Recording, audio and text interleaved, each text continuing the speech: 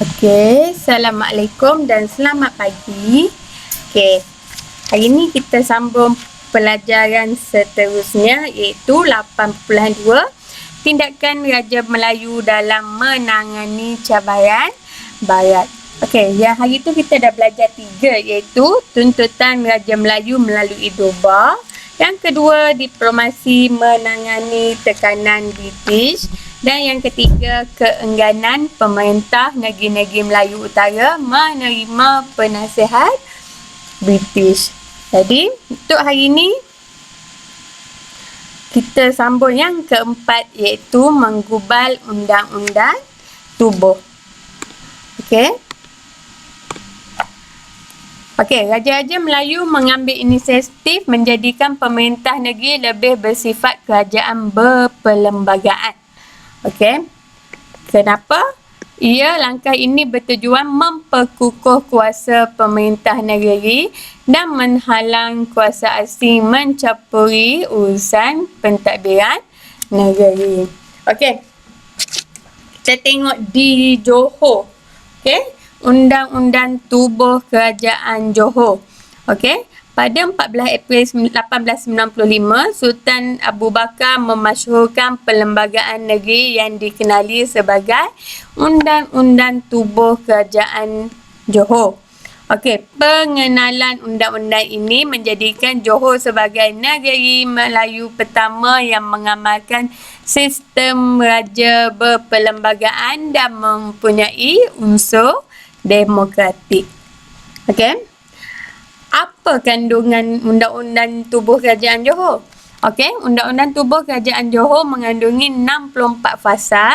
Antara kandungan penting dalam undang-undang ini termasuklah Sultan tidak boleh menyerahkan negeri dan kerajaan Johor kepada sebarang kuasa asing.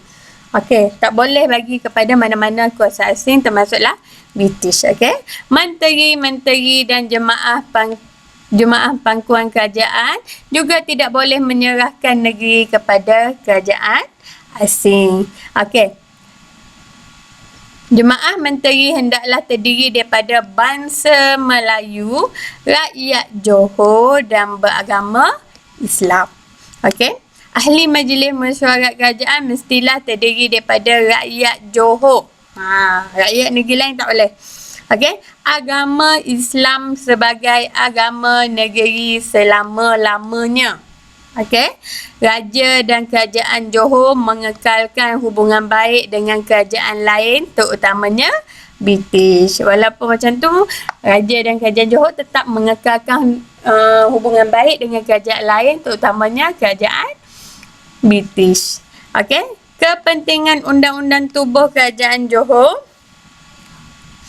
Okey, Undang-Undang Tubuh Kerajaan Johor menyediakan asas yang kukuh bagi negeri Johor untuk mengimbangi kuasa British dan mempertahankan identiti negeri. Perlembagaan tersebut digubal untuk membentuk kerajaan yang berteraskan demokrasi bagi menggantikan pemerintahan bercorak mutlak. Okey, langkah ini memberi kesan kepada rancangan British untuk menguasai Johor. Okey, ni. Dia bentuk dia macam ni lah undang-undang tubuh tu. Okey. Undang-undang tubuh ialah dokumen perjanjian bertulis tentang pembentukan kerajaan secara rasmi dasar pemerintahan sebuah kerajaan Melayu. Okey, kita tengok yang kedua iaitu Undang-Undang bagi diri Kerajaan Terengganu. Okey. Pada 2 November 1911, Sultan Zainal Abidin III mengubah Undang-Undang Tubuh bertulis pertama di Terengganu iaitu Undang-Undang bagi diri Kerajaan Terengganu iaitu nama Arab dia ialah Itkan Al-Muluk Bital Dilah Al-Suluk. Okey, undang-undang dia ni macam ni. Okey. Okey, apa maksud tu Itkan Al-Muluk Bitadil Al-Suluk ni? Ialah keyakinan kepada pemerintah yang berdasarkan keadilan. Okey, antara kandungannya termasuklah soal kuasa sultan, tugas pembesar, kesetiaan rakyat dan peraturan dalam negeri. Okey, kita tengok kandungan undang-undang bagi diri Kerajaan Terengganu. Okey, undang-undang bagi diri Kerajaan Terengganu mengandungi 53 fasal. Antara kandungan yang penting ini termasuklah Kerajaan Terengganu merupakan kerajaan Melayu Islam, iaitu Malayuwiah Islamiah. Okey, kerajaan Melayu Islam. Islam merupakan asas perundangan negeri. Sultan Terengganu tidak boleh menyerahkan negeri Terengganu kepada mana-mana kuasa asing. Sultan Terengganu yang menyerahkan negeri Terengganu kepada kuasa asing hendaklah turun dari tahta. Okey, Menteri Besar mestilah beragama Islam dan rakyat Terengganu. Ahli mesyuarat negeri boleh terdiri daripada orang bukan beragama Islam tetapi mestilah rakyat Terengganu. Okey, kepentingan undang-undang bagi diri Kerajaan Terengganu ialah penggubalan undang-undang bagi diri Kerajaan Terengganu merupakan langkah Sultan Zainab bin III untuk memantapkan pentadbiran dan memelihara kedaulatan negeri. Okey, penggubalan undang-undang tersebut juga berhubung rapat dengan usaha Sultan untuk mengukuhkan perpaduan dalam kalangan raja, pembesar dan rakyat jelata. Okey, kekuatan hubungan antara raja dengan rakyat menjadi benteng untuk menghalang campur tangan British terhadap pemerintah Terengganu. Okey, kita tengok yang kelima, iaitu raja menerajui pemodenan negeri. Okey. Raja-raja Melayu menerajui pembaharuan dan pemodenan negeri sebagai langkah untuk menutup ruang campur tangan British. Okey, kita tengok pemodenan Johor. Okey, Sultan Abu Bakar dengan kerjasama Majlis Jemaah Menteri yang cekap dan taat setia meneruskan pemodenan pentadbiran yang dipelopori oleh Temenggung Dain Ibrahim. Antaranya termasuklah dalam aspek pentadbiran, kewangan, undang-undang, pelajaran, kesihatan, tanah, polis dan tentera. Okey. Okey, Sultan Abu Bakar dengan kerjasama pembesar berwibawa seperti Datuk Jaafar bin Muhammad, Datuk Abdul Rahman bin Anda, Datuk Muhammad Saleh bin Peran dan Datuk Muhammad Ibrahim bin Munshi Abdullah menubuhkan pelbagai jabatan untuk menguruskan pembangunan rakyat dan negeri. Okey, jabatan-jabatan ini beroperasi dengan begitu cekap dan berkesan sehingga pihak British tidak mempunyai ruang untuk campur tangan. Okey. Okey, boleh tengok gambar ni. Sultan Abu Bakar bersama pembesar baginda.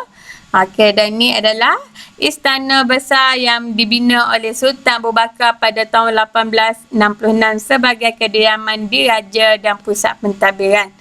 Okey, tapi sekarang ni semua boleh masuk dan dikenali sebagai muzium diraja. Okey, yang kedua, pemodenan di Kedah. Okey, Sultan Abdul Hamid Shah iaitu 1882 hingga 1943 terkenal sebagai bapa Kedah moden kerana semasa pemerintahan baginda Kedah melalui arus pembangunan dan pemodenan. Okey, baginda dibantu oleh pembesar negeri yang berkebolehan termasuk Tunku Abdul Aziz, Tunku Mahmud, Tengku Ibrahim dan Wan Muhammad Saman dalam menjayakan pembangunan negeri. Pada akhir abad ke-19, Kedah mewujudkan Jabatan Pembendaharaan, Jabatan Tanah dan Ukur, Jabatan Audit, Pejabat Besar Pos dan Telekom, Mahkamah Keadilan dan Pasukan Polis Kedah. Okey, Kedah juga mengembangkan sistem politik yang tersusun sebelum campur tangan British kerana mempunyai pegawai berpengalaman dan memainkan peranan yang berkesan dalam sistem pentadbiran. Okey, gambar kat sebelah, gambar Pekan Melayu di Alor Star pada tahun 1905. Dan yang terakhir kita belajar iaitu pemodenan Terengganu. Okey.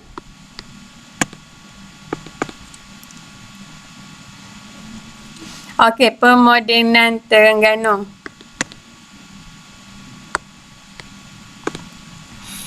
Okey, Sultan Zainal Abidin III bersama-sama Yang di-Pertuan Muda Tengku Muhammad melakukan pembaharuan dan pemodenan dalam bidang pentadbiran dengan menubuhkan Jemaah Mesyuarat Kerajaan dan Jemaah Menteri sejak tahun 1912.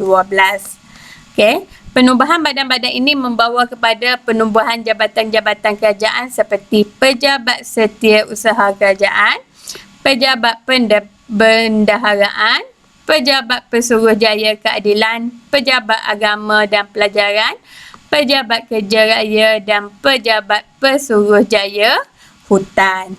Okey, langkah tersebut merupakan usaha menutup ruang pelibatan British dalam pentadbiran kerana mengurusi institusi-institusi inilah lazimnya British melakukan campur tangan dalam sesebuah negeri. Jadi, dengan penubuhan ni, British tak boleh campur tangan. Okey, tengok ada bangunan gambar kat sebelah itu pejabat daerah dan tanah jajahan di Terengganu pada awal abad ke-20. Jadi, setakat ini itulah